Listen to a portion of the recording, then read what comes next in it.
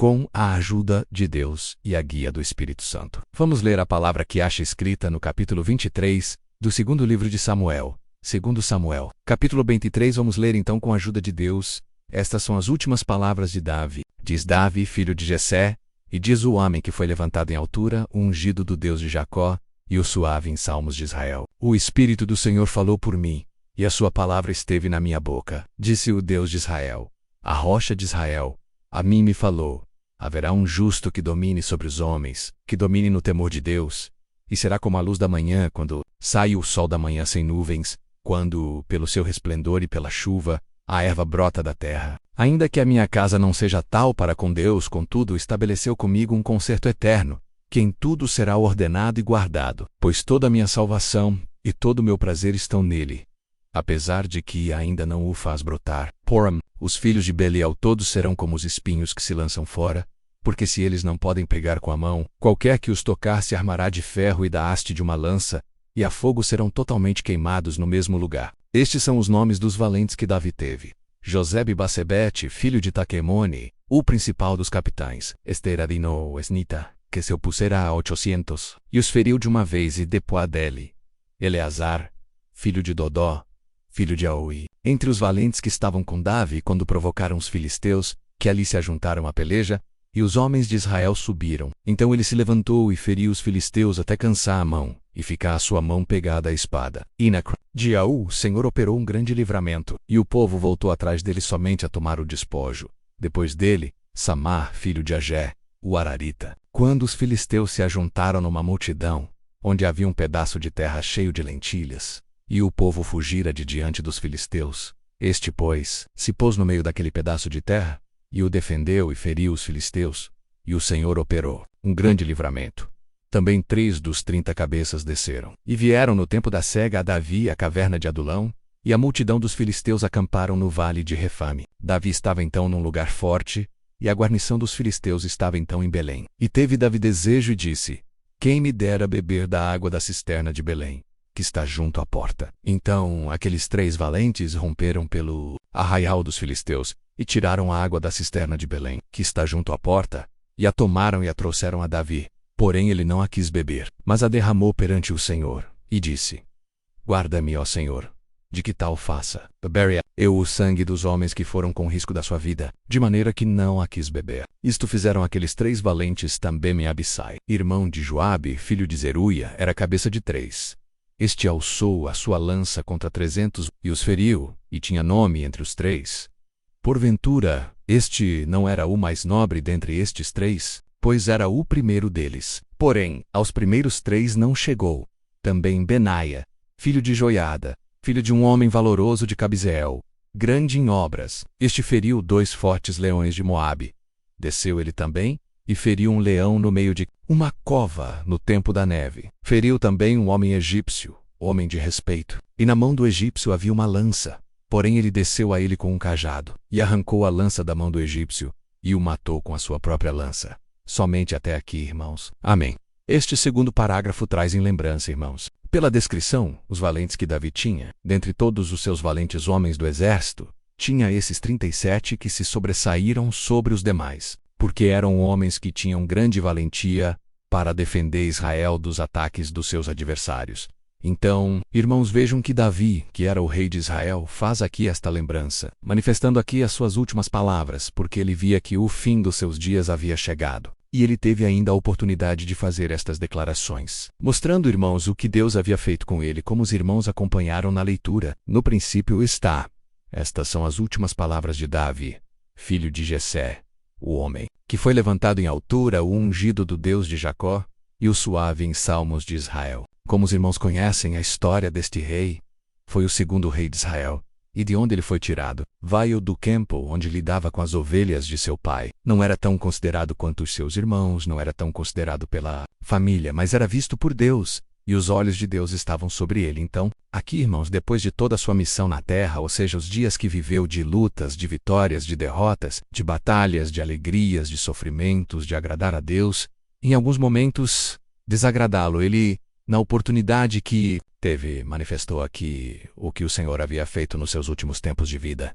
Isso porque, durante sua peregrinação, Ele falhou, errou, cometeu pecados gravíssimos, mas o seu coração era humilde para com Deus. E na humildade ele alcançou misericórdia do Senhor, a ponto de permanecer no reinado que Deus o havia colocado, e ele sabia que o lugar em que ele estava era um lugar alto, com relação à vida que tinha quando jovem. Mas agora, como rei, ele não conseguiu ser fiel a Deus tanto quanto talvez gostasse. Mas quando ele entendeu a perfeita vontade de Deus, com a humildade que possuía, o Senhor o ajudou e deu graça dele poder conservar o final dos seus dias agradando ao Senhor, a ponto do Senhor Deus ter dito que havia encontrado Davi, conforme o seu coração.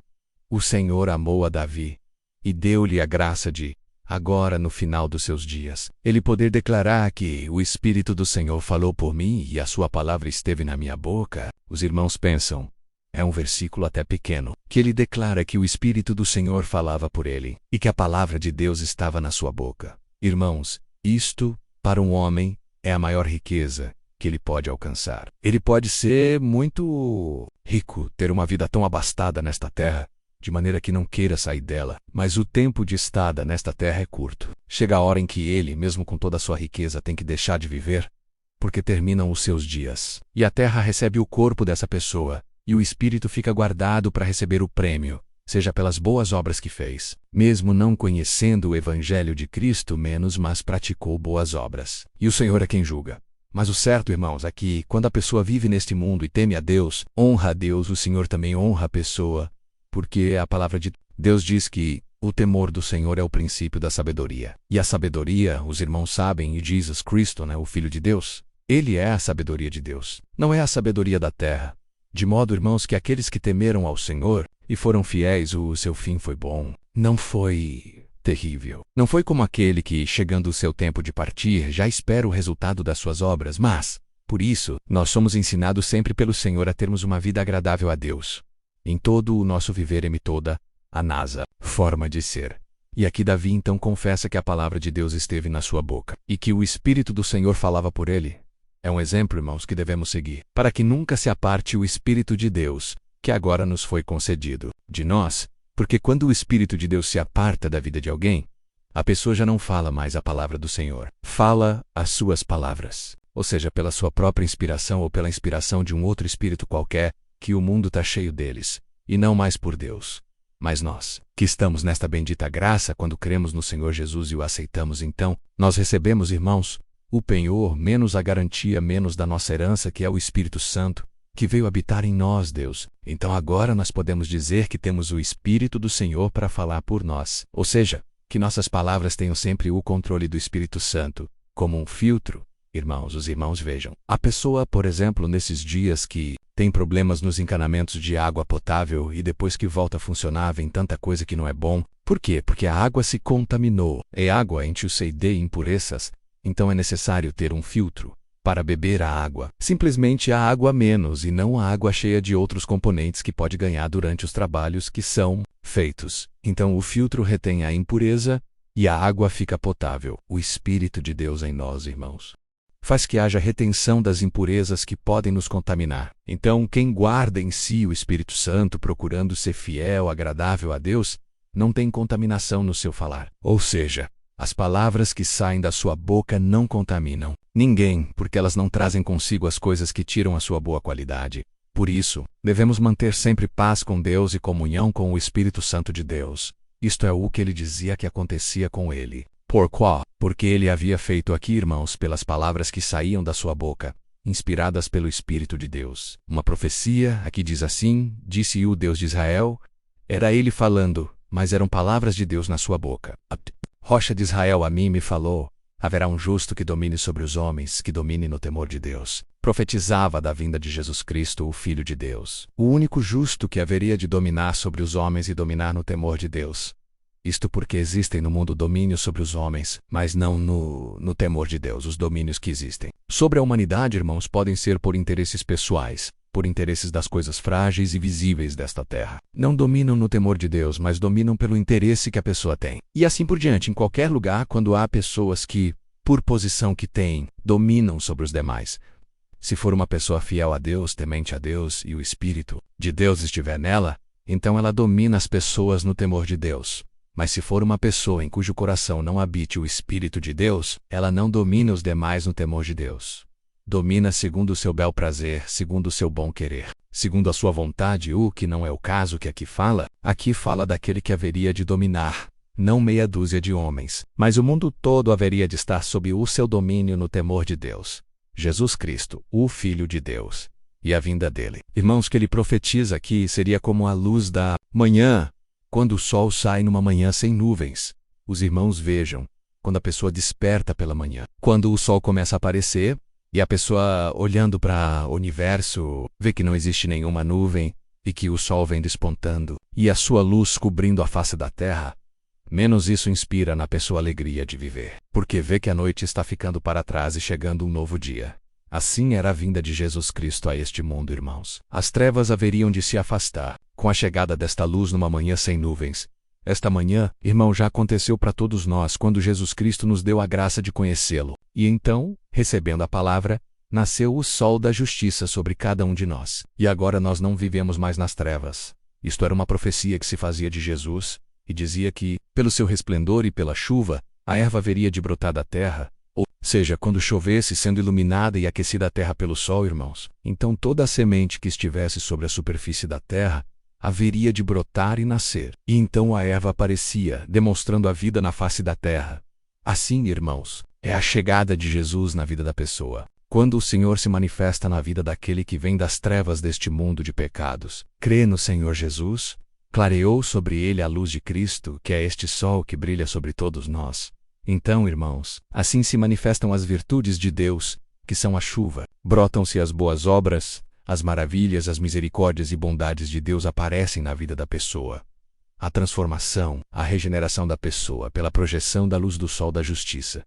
Nós estamos aqui nesta condição hoje, irmãos, servindo a Deus com as nossas dificuldades, com as nossas situações, menos cada um tem a sua menos, mas procurando agradar a Deus. E Davi também não escondeu. Irmãos, o que ele pôde alcançar por esta bênção que Deus fez sobre ele, no exército de Israel. Por quê? Porque, entre os soldados que ele tinha, e nos momentos de batalha que enfrentava menos, sabemos que Davi não lutava sozinho. Ele lutou sozinho contra o gigante Golias.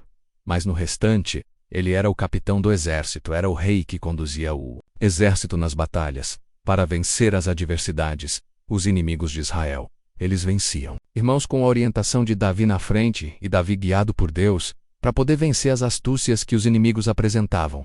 E deixou aqui este exemplo. Irmãos, de 37 homens valentes, escolhidos de todo o seu exército, que foram fazer coisas que outros não fariam, que tiveram coragem de fazer o que outros não tinham, de buscar atender ao mandado, às necessidades do rei, em defesa de Israel, em defesa das terras de Israel, do povo de Israel e do reinado de Israel.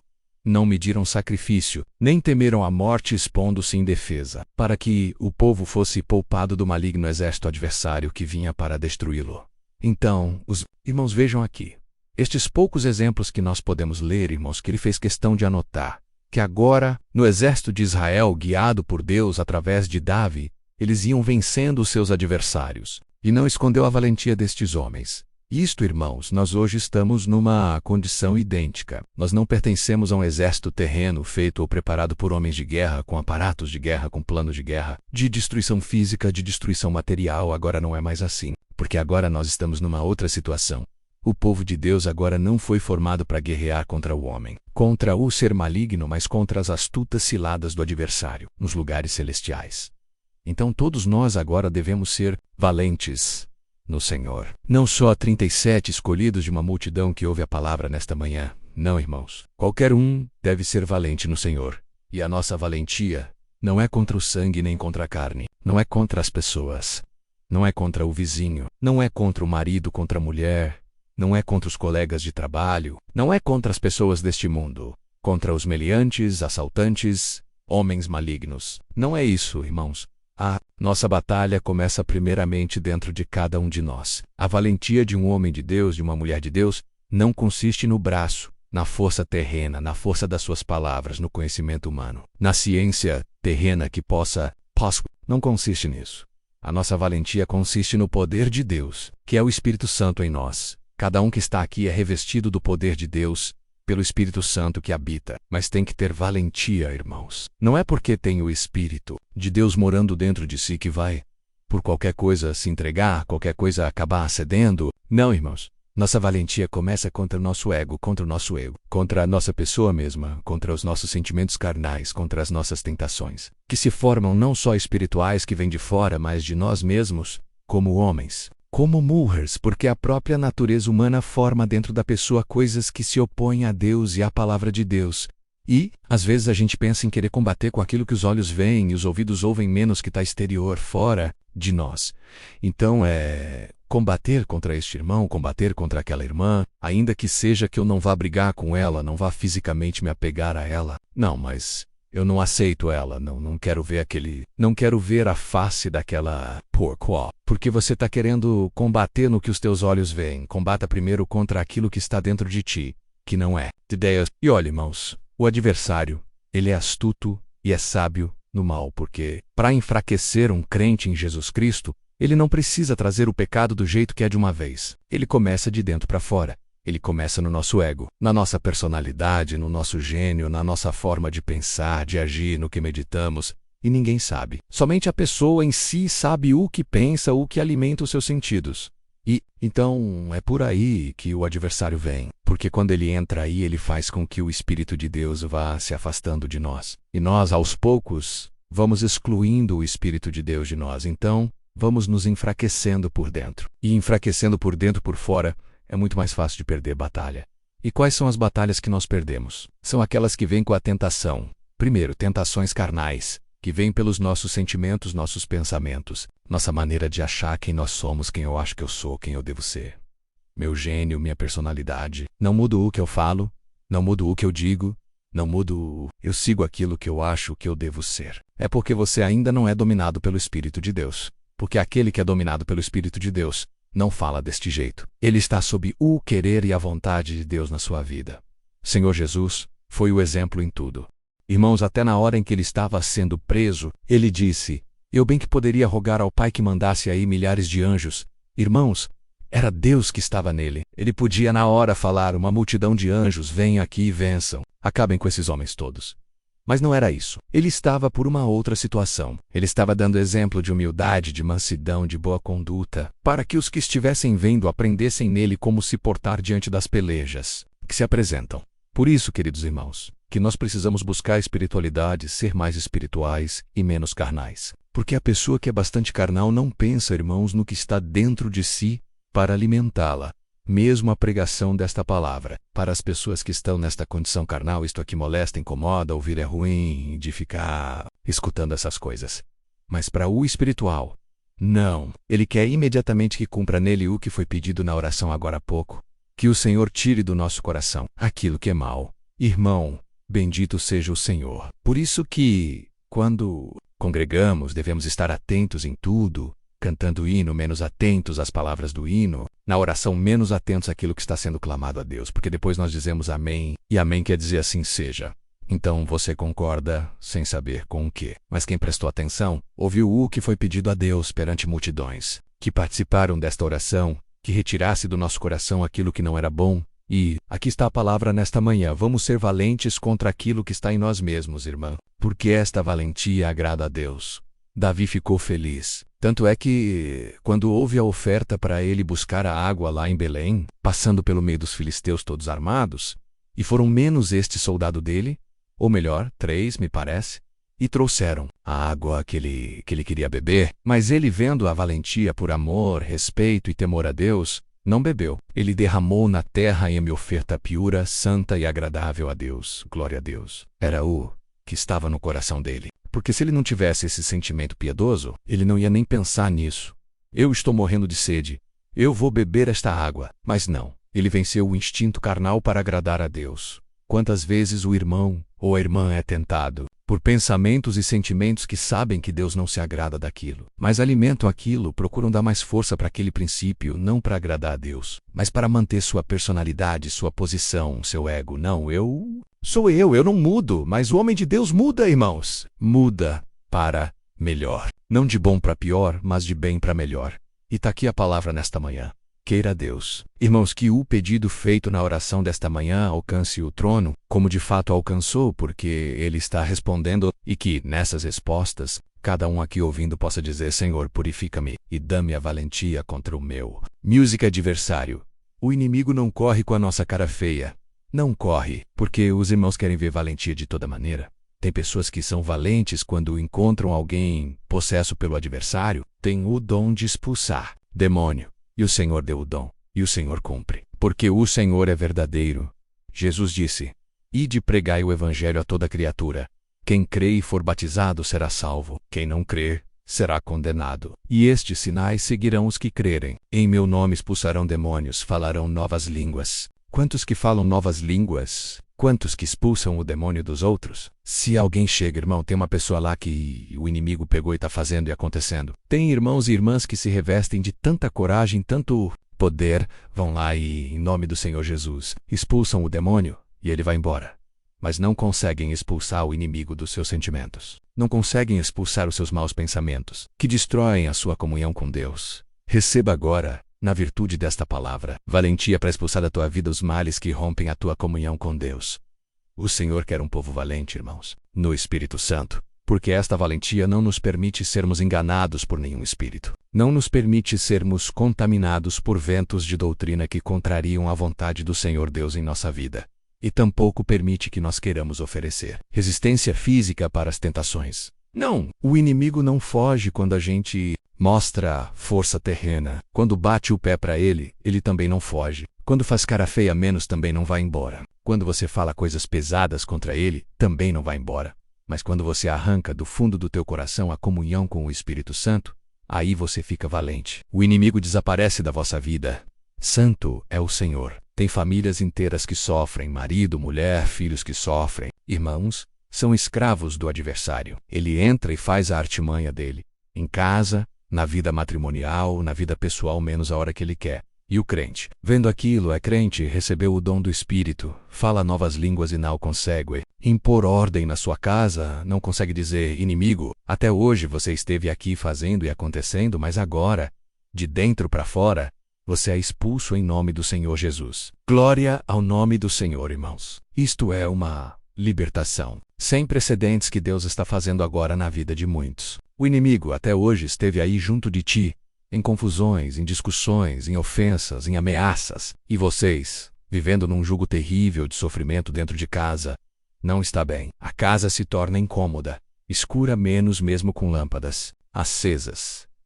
Por quê? Porque há uma opressão maligna que encontrou lugar, e você alimenta sem saber. Mas agora o Senhor está abrindo a tua mente. Receba aqui a luz e a sabedoria divina, e a partir de agora vai expulsando da tua vida estas coisas que te fazem sofrer.